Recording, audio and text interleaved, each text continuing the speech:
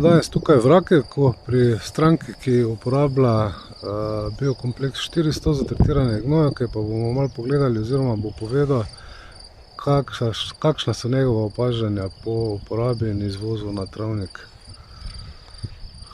Ja, tretirano gnojevko smo vozili, že sama struktura gnojevke je bila zelo drugačna videti, veliko manj smradu, lažje raztrošanje. Na travniku se opazi takoj večja količina trave, tako da smo zelo zadovoljni s tem kompleksom in bi ga vsem tudi naprej priporočal za uporabo. Torej je boljše, a?